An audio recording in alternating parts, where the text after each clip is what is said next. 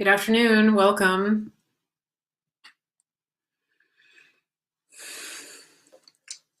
Hello, everybody. Welcome to Real Talk with Mary Grace.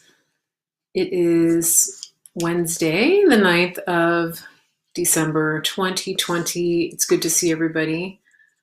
Glad you're here. We have a lot of exciting things going on.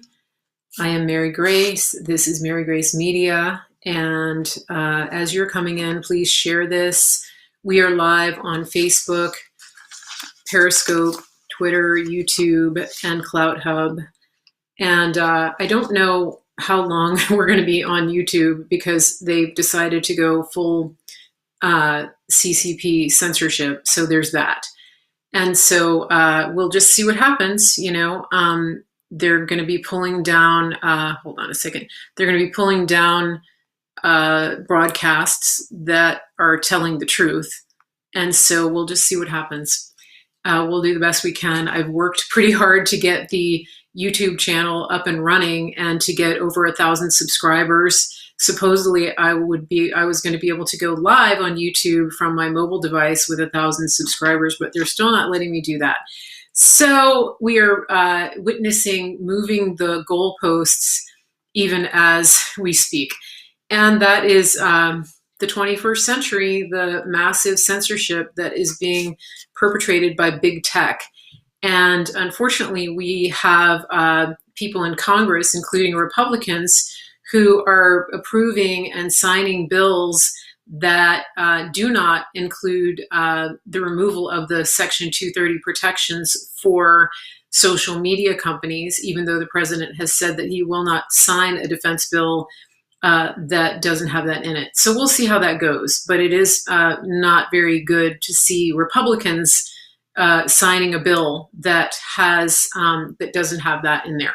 Anyway, yes, the Republicans in the House and in the Senate are on borrowed time. The Republicans in the legislatures are on borrowed time because we, the people, are waking up to the truth of who they are. And the social media giants, the big tech giants, are also on borrowed time. So we'll see how that goes. As you're coming in, I'm just going to ask again that you go back and share this, copy the link, take it, and let me block this person. Put it into an email. If you're on Facebook, please share this link into groups that you belong to. That's the best way to get the message out on Facebook because they're not really friendly when it comes to promoting pages like mine. They want money from me to get my page into your news feed.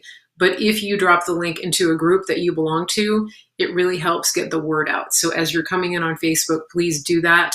And on YouTube, if you can like the channel, if you can subscribe, turn on the notification, and then copy that link and share it to other people that you know. That would be great. Same thing with Periscope, Twitter, CloutHub. Just drop the link everywhere you can. So thank you for that. How is everybody doing today? We have a lot going on. There is news happening pretty much every minute. People are telling me that I'm frozen. I'm not sure why I would be frozen. So if it's happening, can somebody who's in my Periscope channel tell me whether I'm frozen or not? Send me a text because I shouldn't be frozen. I'm hooked up to a hard wire here on my computer. So if I'm frozen, it could be a function of the Periscope. Okay. Yeah, it may be your device. You may be on a bad internet connection. And the same goes with audio. So if you're having issues with audio, I recommend that you figure out what's going on with your device before you tell me that your audio doesn't work. Okay, sometimes it's picnic, problem in chair, not in computer. That means that you figure out what's going on with your device. All right, so here we go. Now, I am pretty excited. Some of you know, we talked about this yesterday, that the state of Texas filed a lawsuit with the Supreme Court, directly with the Supreme Court, and they're suing multiple states. They're suing the states that made changes to their election rules outside of the realm of what is allowed based on the Constitution of the United States and also on the constitution of those individual states. And that is what is important to understand, because what Texas is doing is they are literally suing these other states. And why are they doing that? They're doing that basically because these other states have made it so that there is no longer a level playing field for individuals when they vote. And so, for example, when a state like Pennsylvania circumvents their own constitution and they decide that they can have massive mail-in voting, when the governor or the secretary of state does that, when they change the rules, when they change the law, and they go outside of their own state's constitution to do that, and they go around the United States Constitution, what they're doing is that they are actually watering down and disenfranchising the votes of all of the other people around the nation. And so, for example, when Pennsylvania decided that they would relax the signature requirement for the signature match requirement for a mail-in ballot, that took away my equal protection to have the same standards applied to me as a voter in Virginia, or to you as a voter in Texas, or to you as a voter in Florida. And that's really significant because Bush v. Gore was decided based on the idea of equal protection. And so this is important. This is a really critical thing to understand. And so what Texas is doing is they're asking the Supreme Court to look at this issue of equal protection under the Constitution of the United States. And they're asking the Supreme Court to help come up with a remedy. And one of the remedies they're asking for is to force this issue back onto the state legislators, so that these legislators will not send forth electors based on a popular vote that is fraught with irregularities. That's what they're saying in the lawsuit. And so that's important. It's a big deal. And then something that's happening today, which is really big. There are a couple of things that are happening. One is that as of about 30 minutes ago, 17 other states have filed something known as Amicus Briefs, or amici, if you want the plural in the Latin. And the word amicus literally means friend. And so when an individual or a state files an amicus brief in support of a lawsuit or a case, they are coming alongside the plaintiffs as a friend. They're a friend of the court, and they're urging the court to take action. So somebody just said it's 18 now. And so literally what they are doing is they are writing to the court. They are submitting an official document, an amicus brief, and they are saying, we are supporting Texas in their lawsuit, and we want to add our weight, and we want to request that you hear this case. And it's a big deal. If you go back and look at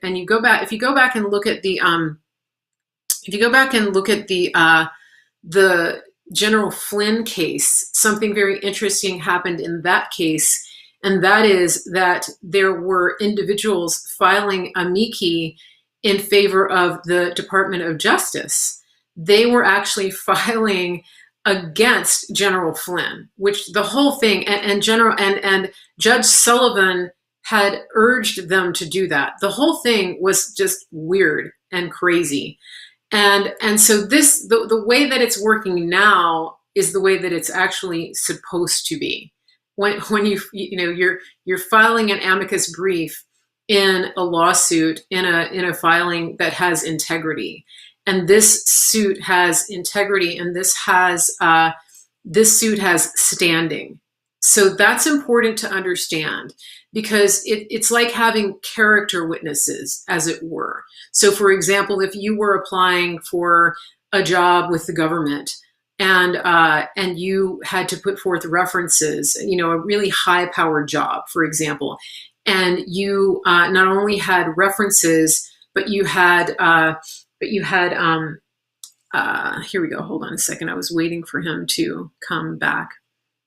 Yeah, there we go. Okay. Bye-bye. All right. So if you had, for example, when you do your college application, you're soliciting letters of reference, and so you want the best references that you can get. When I was in graduate school, and when I was a graduate assistant, I would write letters of recommendation to the students that I supervised, the undergraduate students. Okay. And so that is important, because these letters of reference are the amicus brief are the equivalent of letters of reference, recommending and putting the weight of the attorneys general of these states behind Texas. And most of the states that are joining in have a Republican attorney general. That's good. Not all of them do. And not all of them have Republican governors. And so this is significant. This is a big deal, because what happens is, if the Supreme Court ignores this, if they decide, hey, we're not even going to hear this case, we don't think it has merit, we don't think that there's any way that we can give this any preference at all, they're literally just sowing the seeds of discord in the entire country, because they're just giving the Italian salute to 19 states. And what they're saying is that, and so these states, so Texas and the other states, what they're saying to the Supreme Court is, you have to look at the Constitution and you have to apply it equally to every state, because you cannot allow 4 or 5 rogue states to make up rules that determine the course of the entire nation. If you do that, then what is the point of the Electoral College? All right.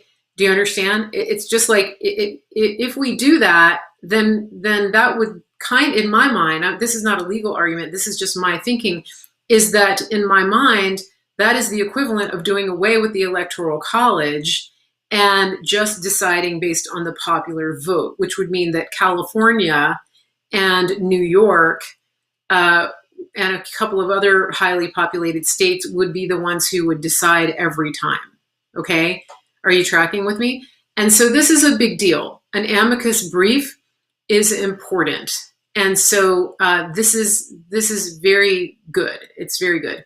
And so that's a good thing. Now I want to go back to something else before I talk about the president joining the lawsuit, because this is something that I realized last night. And this is amazing. So do you remember when the president said, hold on a second. Do you remember, I think it was about a week ago, when the president said, I just wanted to sue them, but my lawyers told me that I couldn't. He said, I think he said it at his rally. He said, I just wanted to have like a big, beautiful lawsuit. And then my lawyers told me that I couldn't. Do you remember that? Anybody remember that? And so I thought it was at the rally. Okay, so it says, he says, I wanted to have a big, beautiful lawsuit that covers everything. And he said, my lawyers told me I couldn't. And I was thinking about this because Ron Coleman is on Twitter, and he was writing about this last night. And he was saying that basically the president doesn't have, the reason that they told him he couldn't file this suit is because he doesn't have standing. And he was saying, he was sort of playing dumb, right? He was saying, I don't understand. I mean, I'm the president. I was the one who's supposed to get elected. And one of the things you might have learned about the president by now is that, he says things sometimes that sound kind of outlandish and that make him sound a little bit dumb. And he plays dumb a lot. He just says, well, I don't know. I mean, I thought I could file a lawsuit, but they told me I couldn't, you know? And so do you remember that? And he's done that a lot before, okay? And so Ron Coleman on Twitter wrote about this last night, and I've been thinking about it too, because the president couldn't file an individual lawsuit, but at the same time, he said he wanted to. However, Texas filed a lawsuit, and now the president has joined it. But let's back up a little bit, because what he did is important, okay? It says, Trump said I'm just going to read you what Ron Coleman wrote, okay? Trump said his lawyers told him he didn't have standing in a big, beautiful suit that covers everything back in November. Now, what lawsuit on God's green earth would be comprehensive but not allow the candidate or for president to have standing? And then he says this one, the Texas lawsuit, okay? Now, this is what's important about this, because the reason that Texas can go directly to the Supreme Court is because they are suing other states, and they have standing because they are going outside of the jurisdiction of their own state. It's a federal matter. And so he says you can get original jurisdiction in SCOTUS in a dispute between the states. The only way to have one big, beautiful lawsuit where a court has jurisdiction over all the states is in SCOTUS. Now, you might recall that I told you that it was that the goal here was to go to the Supreme Court. I told you this right at the beginning, that all of the theater that you see and the skirmishes and the little battles that are wins and losses along the way, it's really leading to the Supreme Court. I didn't know exactly how it would happen. I just had a hunch. I'm not an attorney, but I was sort of figuring this out as we went along, okay? And so it says, so a state could file a big, beautiful lawsuit, but the president couldn't, even where the president couldn't. And so Texas leads the way. Texas, God bless Texas, they're leading the way. And so going on with Ron Coleman, only lawsuits by states against states qualify for original rather than appellate jurisdiction in SCOTUS. So that means they don't have to go up the chain. They go directly to SCOTUS, all right? That's why it's called original. It originates in SCOTUS. This is why lawyers said he wouldn't have standing, okay? Because originally he couldn't do that. He would have to start and climb his way up if he were to do that, okay? Now, here's the thing about SCOTUS too. So one of the things that has been kind of interesting on this is, hold on a second, I just want to make sure I'm reading this. Okay, so regarding the big, beautiful lawsuit,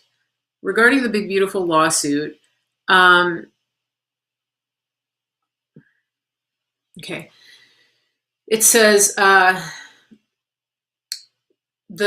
big, beautiful lawsuit, the Trump's lawyers did not say that there is no court in which to do this. All they said was that he specifically as an individual did not have standing. So that's the key. Because remember, when the president says things like that, sometimes he sounds a little bit nutty, right? I just wanted to sue them all, right? I just wanted to do a lawsuit. And then his lawyers tell them, well, you don't have standing. They didn't say that nobody could sue, could do a big, beautiful lawsuit. They just said, you don't have standing. All right, are you following me on this now?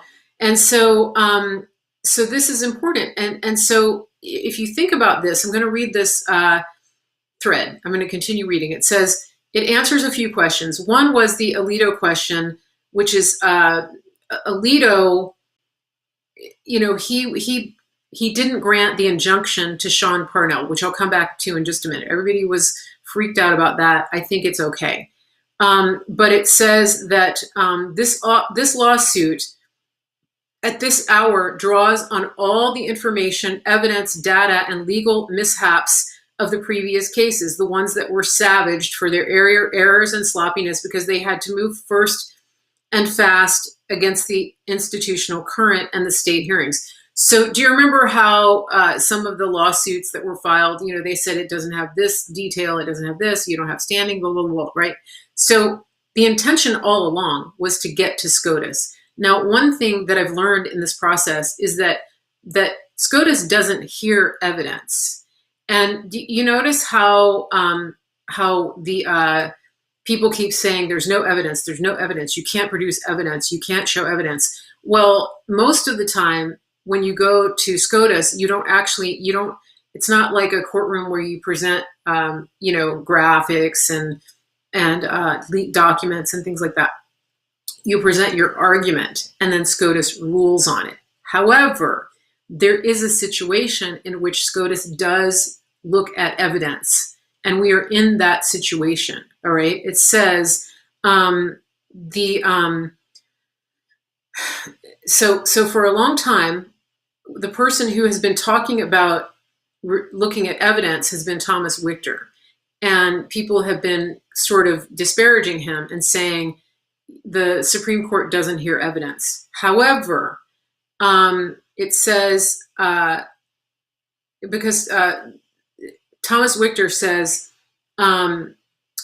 when they review the record of fraud, everybody's thinking that he's talking about introducing evidence in the Supreme Court. Okay.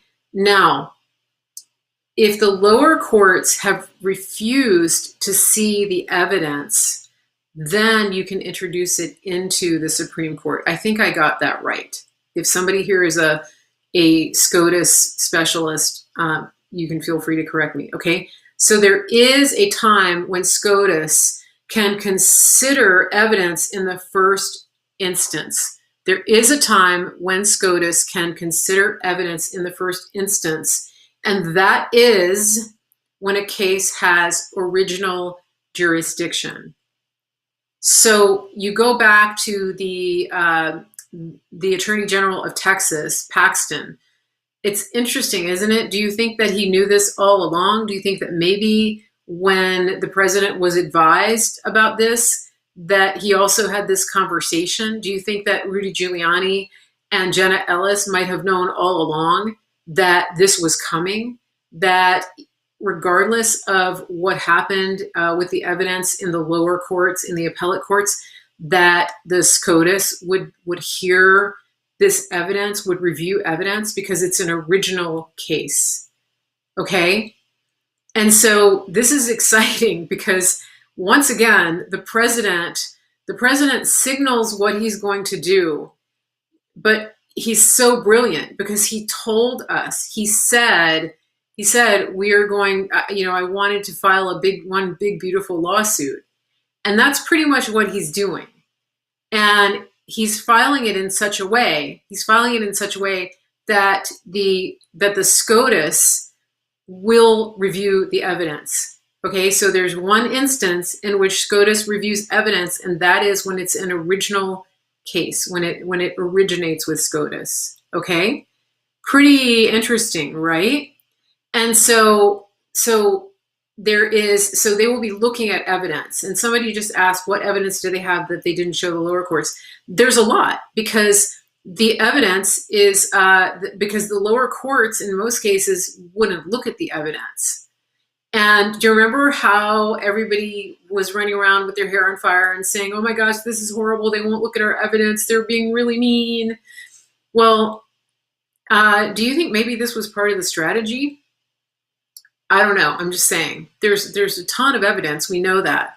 And then let's go back to what I told you in the very beginning, that the president said on Twitter. He tweeted out right after the election, we have the evidence. And I told you, and I'm going to stick by this because I know it to be true, that there were that we were watching it play out in real time, that we were collecting the evidence during all of this going down.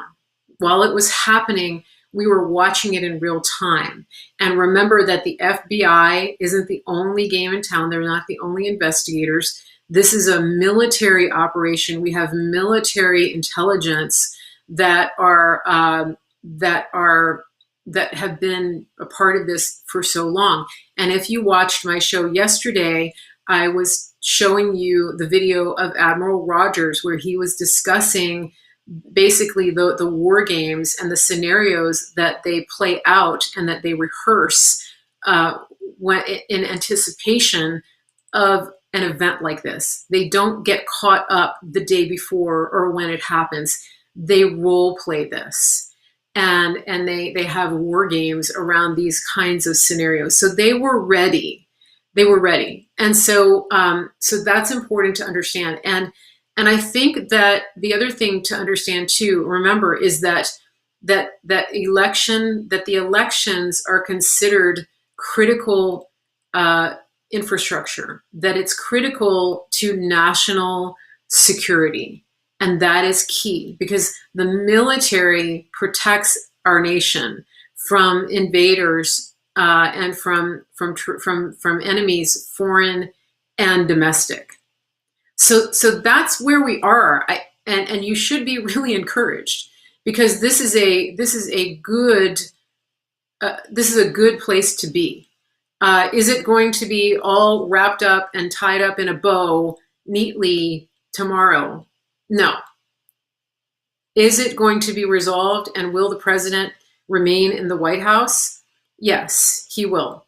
Okay, so just be aware of that, and you have to be patient because the thing that you need to understand is that we are at war. We are at war, and sometimes people complain a little bit and they say, I'm so tired of this. When is somebody going to go to jail? When is somebody going to get prosecuted? When? There's a lot of whining, okay? And it is not okay. It's not okay because I want you to think about something. I want you to think about when the Patriots were at Valley Forge just before the Revolution with George Washington and the Continental Army. They were in a very cold, bitter winter, and they were going through a pandemic, and people were dying. People didn't have enough food. They didn't have enough clothes. They literally, over 1,000 people died. And, they didn't have central heat. They didn't have groceries delivered to their door. They didn't have Netflix. They didn't have a mobile device. They didn't have electricity. So I just need you to get perspective here because this war that we are in is in some ways very difficult and very trying. Part of the reason that it's difficult is because we have information at our fingertips and we want to get results and we want to see results day in and day out. And if you think about war during that time, it could take days just to get a message from the general to somebody else in a different garrison. Okay, so just think about that. They didn't have instant communication, and if a soldier passed away, if a family member passed away, some of them were back in the old country. And they didn't find out for months or even years if somebody even passed away or what was going on. So just keep that perspective because this is a war. It's war on our soil. It's a coup, and it's a spiritual war. So it is incumbent upon you to maintain the spirit of winning and to speak that over this situation. I really want to urge you to do that, to make sure that you are not dropping the ball on this, okay? And so let me go back to another thing here, because this is kind of neat. So now, the president has joined the Texas lawsuit, all right? So now he's part of the big, beautiful suit. And I don't know exactly how that works. Once they filed the lawsuit, he's able to join. I'm not sure exactly how that works. However, something interesting is it was pointed out that he had, and it says right on the suit, that the president has retained a person by the name of John Eastman as his counsel. And I want to read you a little bit about his bio. So John C. Eastman is with the Claremont Institute, and he is okay. I'm going to read this to you. I want you to see what you pick up here. All right, because what I'm picking up on social media is that it's a pretty big deal that Eastman is his counsel for this suit. All right. It says Dr. John C. Eastman is founding director of the Claremont Institute's Center for Constitutional Jurisprudence, senior fellow of the Claremont Institute, and serves as Henry Salvatore Professor of Law and Community Service at Chapman University's Dale E. Fowler School of Law. Okay, so he's a professor. Now, listen to this. From 1996 to 1997, he served as a law clerk with Honorable Justice Clarence Thomas in the United States Supreme Court. Really? Isn't that interesting?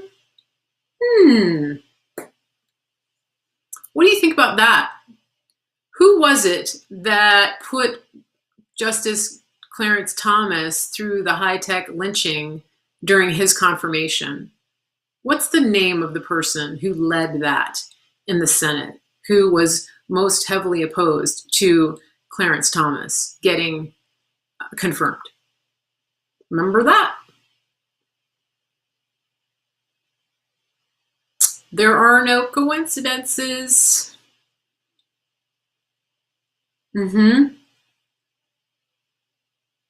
Yes, Joe Biden. Okay. Just something to think about. And so this is a good example of, it took me about 3 seconds to go and do a search of this individual. And then I found his bio on the Claremont Institute, and I saw that in the second paragraph. And one of the things that I've been urging my listeners to do is to go to original source material to find out about who people are, and to follow threads. And that was a very simple thread to follow. It was brutal what Joe Biden did to Clarence Thomas. And so now we have an individual who was clerking for Clarence Thomas, Clarence Thomas, and now he is representing the president in this case. Isn't that interesting? It's just a little, there are no coincidences, right? And I don't know. I don't think I don't think Clarence Thomas is going to recuse. Somebody just told me to look at Maximus's thread. Yeah. So when you clerk for somebody, you're friends with them, right? It's pretty significant when you clerk with somebody. It's like a mentorship. Okay. Okay, let me just look at right,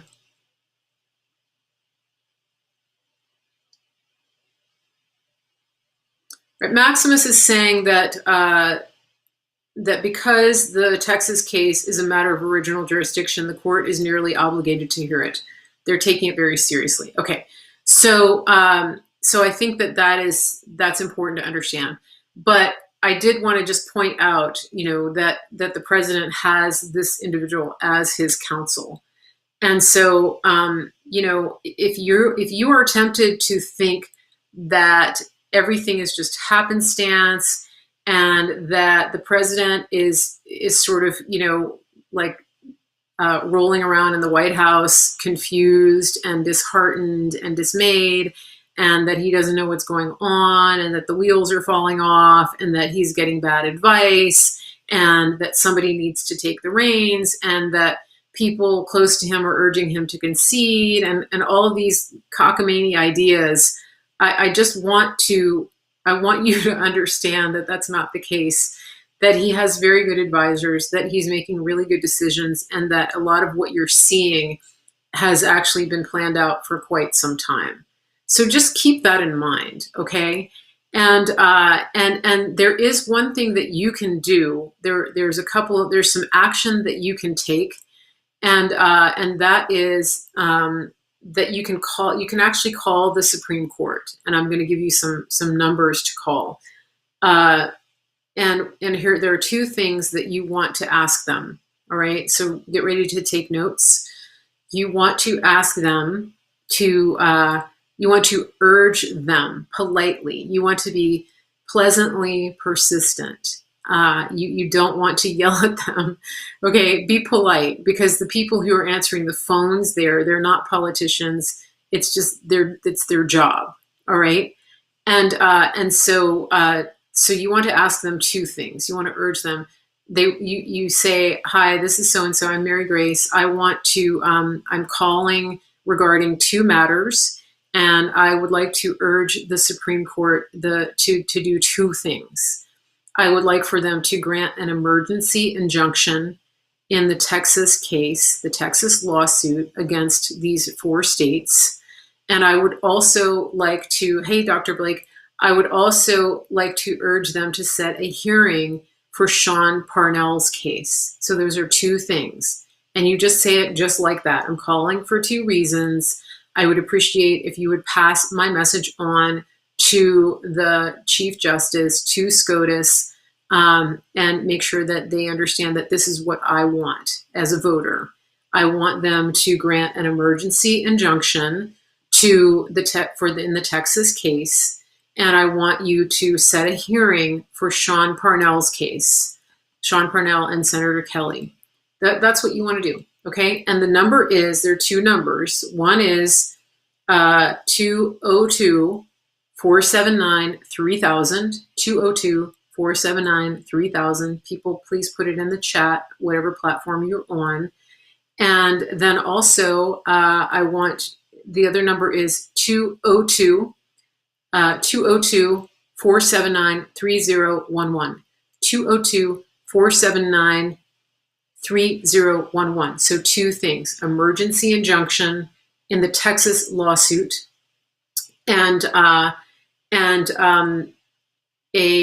set a hearing for Sean Parnell's case. So that's the Supreme Court.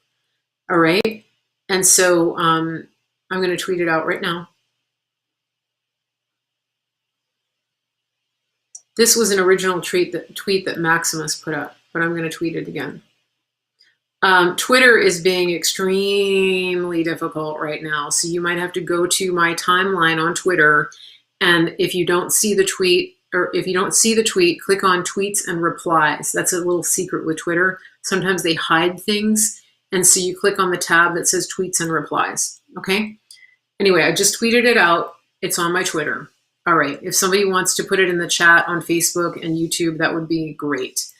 Yeah. So please grant an emergency injunction in the Texas lawsuit and grant a hearing in Sean Parnell's case. That's what you want to do. All right. And so that's important. And Marissa pointed out that General Flynn said last night that when patriots do things like this, it makes a difference. We are the digital army. And so we are the people who are doing the groundwork, the legwork, the phone calls. We are doing this, and we are making a difference. We are the ones who are knocking on doors. We're the ones who are taking back our country. All right. Now, somebody pointed out that that SCOTUS does have the case on the docket. I do understand that. What we're being asked to do is to have them fast track it, I guess. Okay. And so let's do this for our country. We're not doing this just for General Flynn or for Texas. This is for you, to protect the integrity of your vote and of your children and your grandchildren. And you are honoring the memory of all of those who have gone before. This week, we celebrated, we observed the bombing of Pearl Harbor and the day of infamy speech when the U.S. joined World War II. And so it's important that you understand and that you honor all of those men who are buried in the USS Arizona in Pearl Harbor, that you understand the sacrifice that has been made for you to be able to listen to me right now and to make these phone calls.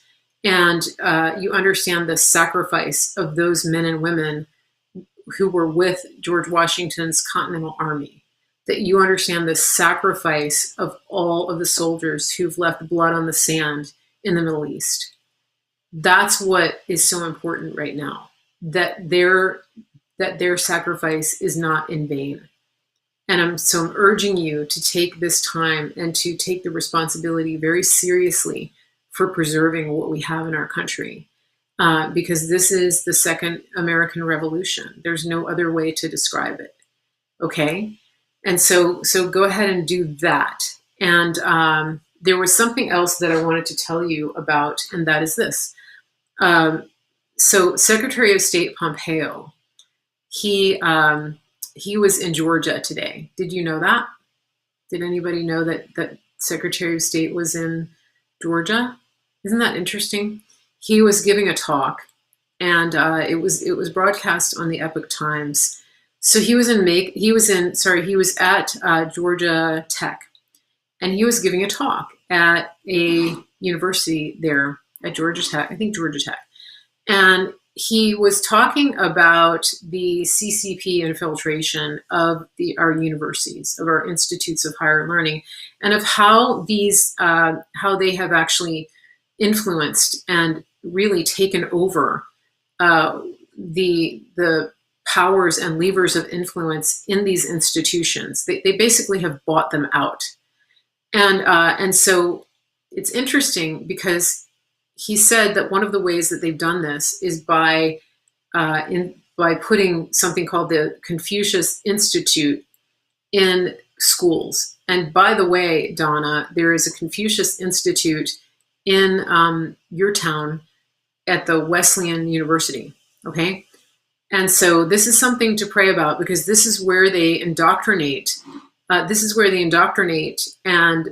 take over in these universities. And it's interesting because he was saying that the heads of these universities don't want to come out against these policies that the CCP has, the policies, and it's basically because they don't want to lose their funding. And he said something interesting. He said that these leaders and administrators of these universities are yielding to the objection of hurt feelings. And this is something that I've talked about before, and this is something that Sean Parnell actually mentioned with regard to the lawsuits that they filed in Pennsylvania with their case. One of the arguments that the Supreme Court of Pennsylvania used was that they didn't they basically didn't want to create an uproar. They didn't want to upset people. They didn't want what they called the heckler's veto. And I brought this up yesterday in my show because they were talking about this. It's something interesting because we hear this argument a lot that we don't want to make waves. We don't want people to be upset. We don't want Antifa to riot. This is the argument that we've heard out of these legislators in Georgia. They don't want to upset BLM or Antifa. Okay, we heard this during the Hussein administration. We don't want to create any problems in the Middle East because ISIS will get mad, right?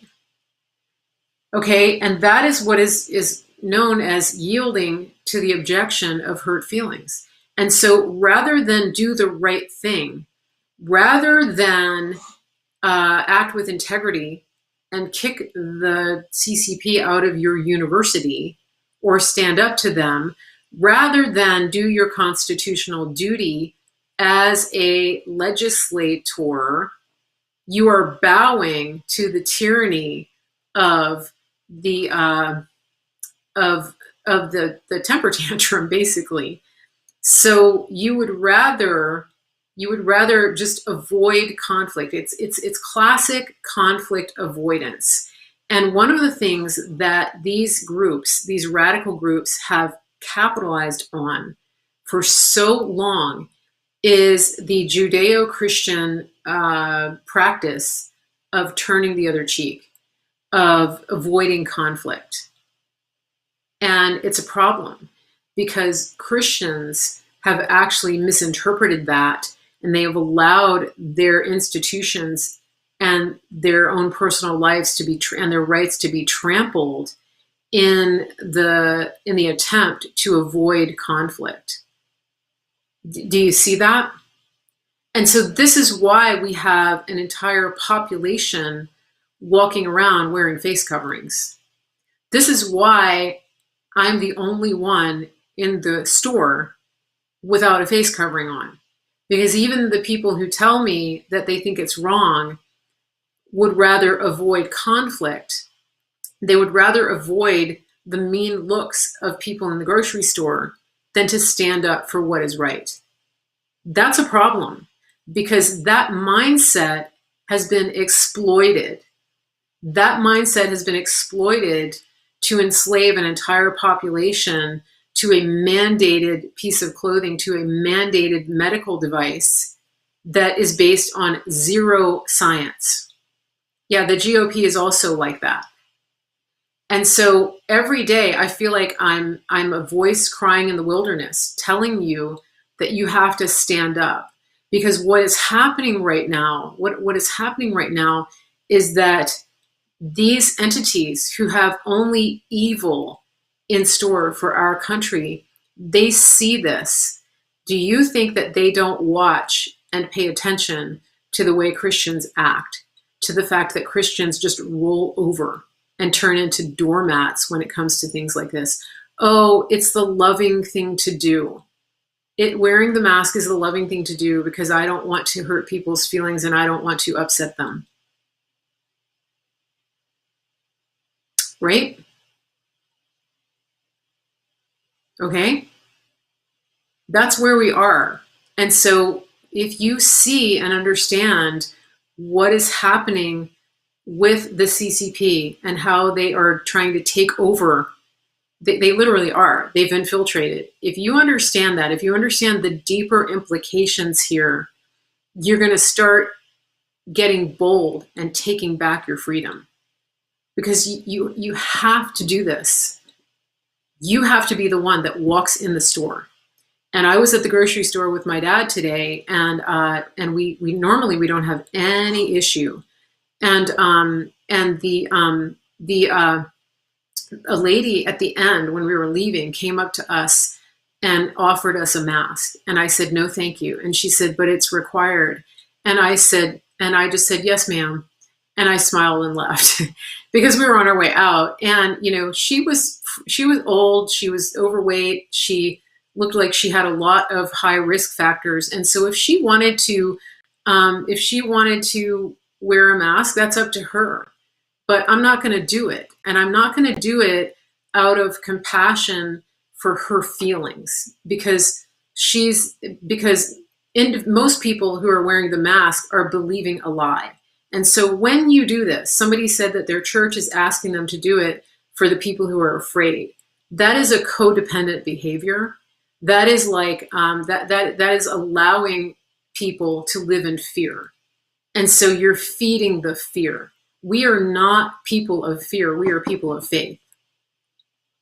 And you have to understand that the CCP and their propaganda machines understand that mindset of the American people. They understand our Judeo-Christian values and that we have been taught to turn the other cheek and not to make waves. And so you have to push back. You have to be the person that turns the tables on the money changers. You have to be the one that sets the example.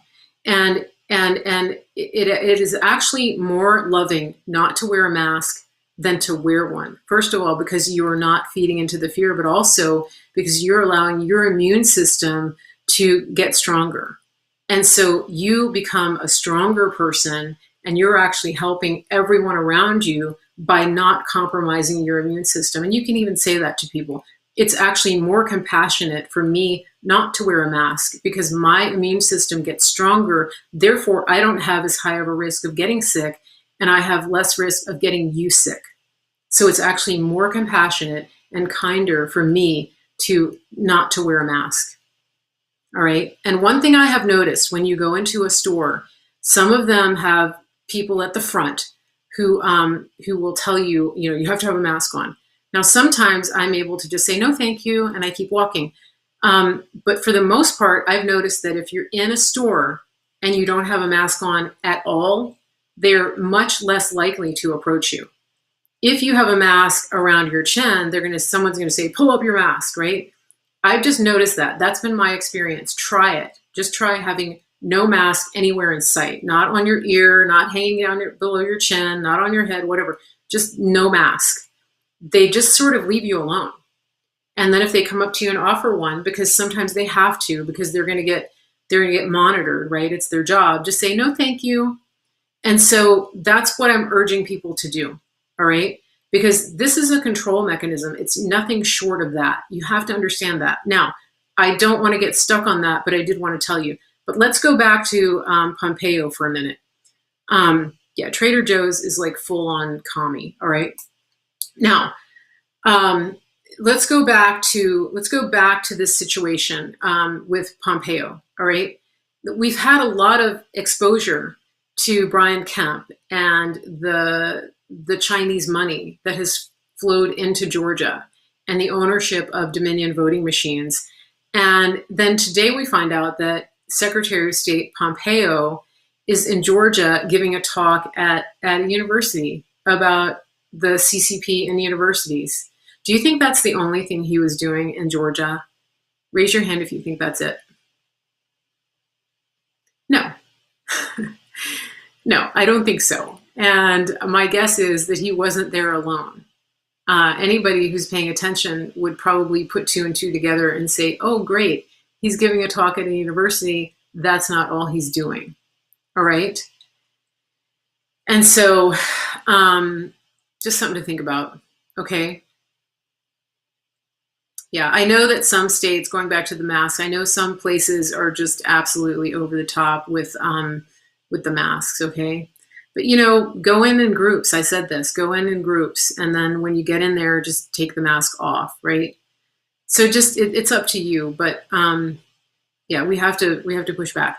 But going back to Secretary of State, there's a lot happening that people just aren't paying attention to, and that's one of them. All right, the fact that we have a whole new leadership at the Department of Defense, that's a big deal. So there's a lot happening that people aren't really thinking about. Okay, and so just be encouraged by that.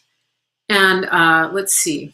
Let me check my notes here. Okay, there's a couple more things I wanted to tell you. Saturday is the March for Trump in Washington, D.C. And that's a big deal. So if you're in the area, if you're coming, definitely take part in that. They're trying to get twice the number of people. They're trying to get twice the number of people in DC as they had last time. It starts at noon at Freedom Plaza, which is between the White House and the Capitol. And I'm going to be there. I'm going to be meeting up with some people. So I'm very excited about that. And I don't know, I will try to do a live stream. It really just depends on the signal, because last time I did a live stream when I first got there, and that was it. I wasn't able to live stream during the event. So just be aware of that. And there were just so many people. I think the system was overloaded. I may be out of town tomorrow. I normally broadcast on Thursdays, so I may not be available to do a live stream tomorrow. So if I don't come on, that's why. You can watch my Twitter feed. Let me just send a message here.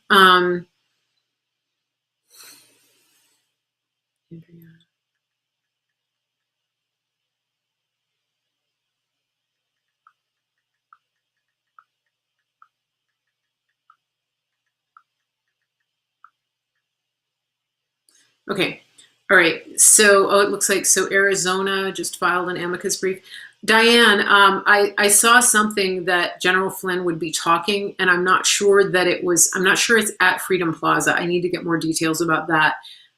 There will be a lot of security there. It's very safe, and I'm going to be just for your peace of mind. I'll be in a very safe location. Minnie, you should come. I'll be in a very safe location, so I'll be fine. Don't worry about me. I'm very well taken care of, and I have lots of angels around me. So don't worry, I'll be fine. And I'm going to have a lot of fun. So there's that. And then I wanted to give you an update. I'm still working on my studio. I'm trying to squeeze in all of the work between my businesses that I run. So that's a little crazy, but it's coming along. And I'm working on getting some equipment. So the people that are supporting the show, the people who are going to my website, marygracemedia.com, you're clicking on support. That is helping with materials costs, with equipment costs, and things like that, in getting a bigger, just getting everything set so that I can have a permanent setup. And I wanted to let you know about that. And then the other thing too is that I have had emails from a lot of people about superfoods. There's still time to get your superfoods from me. And the way to do that is to send me an email, info@marygracemedia.com. Send me that so that you can get $100 or more off of your month's supply of superfoods. We are doing a reset, an ultimate lifestyle transformation reset, starting at the end of this month, so just in a couple of weeks. And so it is really important, if you've already gotten the information, if you're thinking about doing that, if you want to get healthier, if you want to put some organic, healthy foods into your body and have some very simple, nutritious solutions for a busy lifestyle, this is what you need. And so send me a message, info@marygracemedia.com. There are shipping delays everywhere because of all of the Cyber Monday shopping and things like that. So make sure that you send me the message and that you get your order in so that you can get everything in time. Okay, that's really important that you do that so that you can start with us on the 28th of December. Now, if for some reason it's not going to work for you to start then, don't not do it. Just come in late to the group, okay? info@marygracemedia.com. Make sure you send me a message so that you can get your voucher so that you can save $100 or more off of your own month's supply of the superfoods, okay? Delia just sent me a picture. I've been showing you all that I've been telling you about Delia because she's lost, so far, she's lost 54.4 pounds, and she's been doing the superfoods. She's been doing her superfoods for just over 4 months. It's amazing. And this is the best nutrition you can put in your body. She showed us a picture the other day of when she ran the Honolulu Marathon 13 years ago. And in that time, since that time, she had gained quite a bit of weight. And so her goal was to lose, 56 pounds? Okay, so look at this, guys. Look, so this picture, all right, sorry, let me just blow up the picture. Hold on. I'm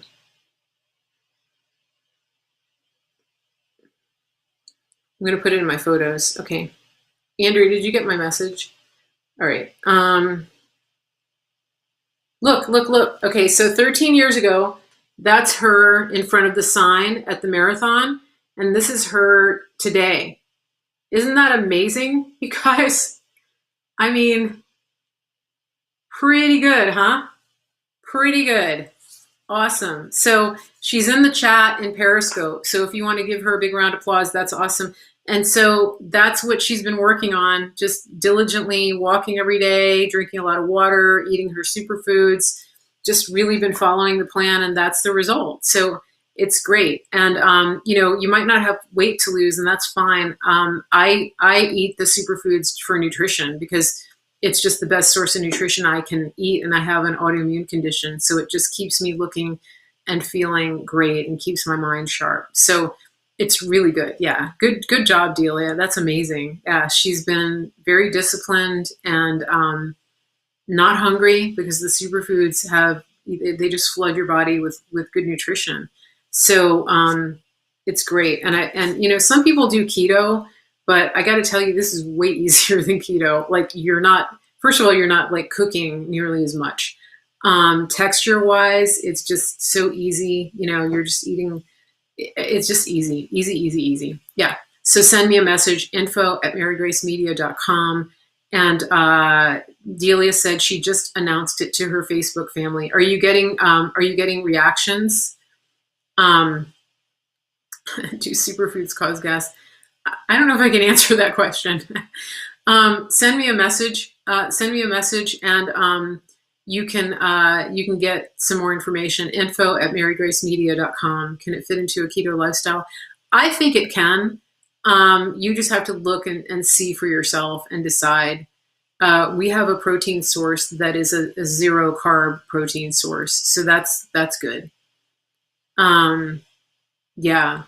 So yeah, it's really good, really high quality. It tastes awesome. I love it. Guys, I'm really picky. I'm a super picky eater. So Connie, I'm picky with like texture, and I have a really sensitive stomach. Delia says no gas. Good question. No gas. Okay.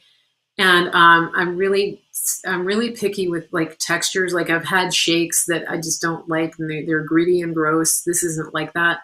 I've had shakes that have like really torn up my stomach. This isn't like that. I've been using these superfoods for almost 2 years. Yeah. And I've never stuck with anything like that. So that's a testament in itself. Yeah. And what did Delia say? She said, yeah, one thing they say, keto is hard on the gallbladder. Yeah. So this is not. And yeah, so but you don't have to not eat meat if you use our superfoods. Like, I eat meat, okay? Yeah, we do have some intermittent fasting options with our superfoods. That's right. The transformation program does not do intermittent fasting, but there is an intermittent fasting plan. There's a lot of different options. Your wife doesn't care for your gas. Well, then you might want to check this out. Okay. Will the aminos help if you don't do the rest? I think so. Send me an email. That's a good question, Heather. Send me an email. It's the whole thing. The superfoods is the whole program. Yeah. So basically what we call core form. But yeah, write me an email, info@marygracemedia.com. These are good questions. They're good for email. Send me the email. We are going to have a support group, and that is going to be starting on the 28th of December. And so if you're looking to do that transformation and to get a jump start on the new year and to have other people to be in it with you, this is a good thing to do. Okay. And so, yeah, so just check it out. Send me an email, info@marygracemedia.com. Your comments are really funny right now on Periscope. Okay.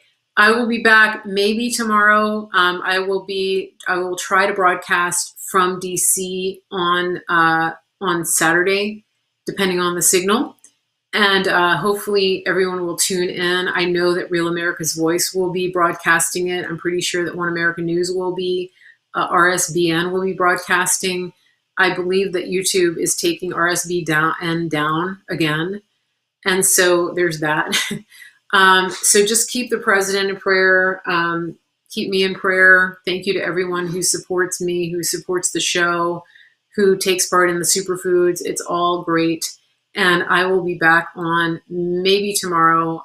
Just set your reminders. But if I'm traveling, I won't be able to do that. Okay. Take care, everybody. Thank you for being here, and just keep your eyes on the prize. Don't major on the minors. keep your prayers and your focus on the fact that we are winning, that we won, and that it is getting resolved even as we speak. Have a good evening, everybody.